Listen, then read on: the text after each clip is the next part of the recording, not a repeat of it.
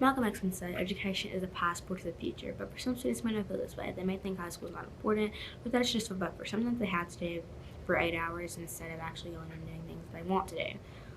Even parents feel this way. They may feel as that public school isn't important, that they don't need algebra, they don't need English too.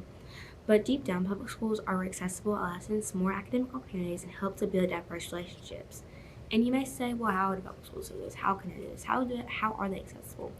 Well, according to the 2024-2025 school year, an article written by MSBA about the 101 American school statistics, there were 99,297 public schools in the U.S. If you take these public schools and divide them by the 50 states, you'll get around almost 2,000 public schools in each state. And this isn't including just how big a state is or the amount of counties that are in each state. Like, that's a lot of schools to begin with. And even if it's 2,000 in Rhode Island, 2,000 in Texas, that's still a lot of schools and a lot of districts that have public schools.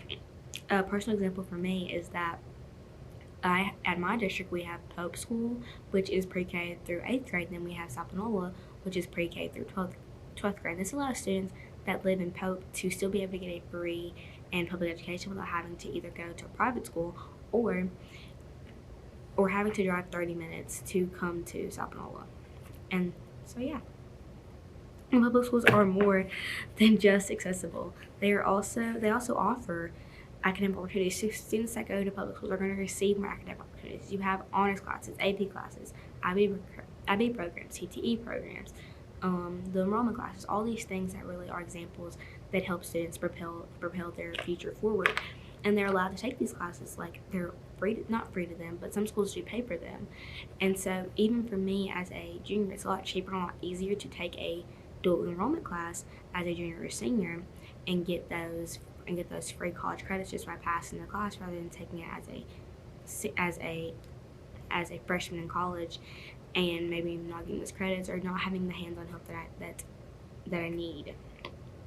I also have another article that I found by Josh Robertson about the majority of K-12 public schools and their academic offers, where I found about 48% of public schools offer enrichment programs.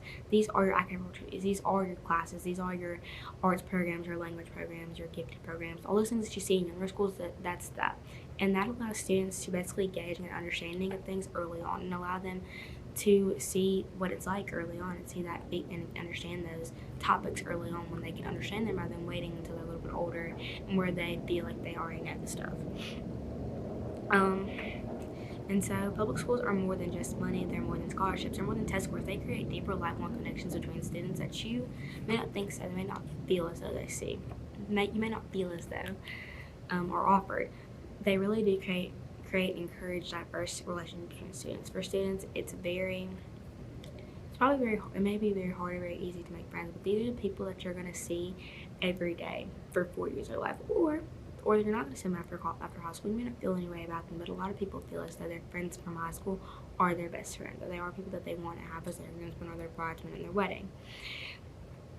And so a great article that I found was by Drexel University School of Education, where they stated that promoting cultural diversity encourages acceptance and helps prepare students to thrive in an exponentially diverse world, and that's so important. Whenever you go into work as an adult, you're going to see different people from different cultures. You're going to want to know about them. You're going to want to know and understand them, because you're going to see that every day. You're going to see those type of people every day, and so it's really important that you get this understanding early on. And so even as a personal example from my own, I have friends that still ask me about African American culture, even if it's just like the customs or the culture.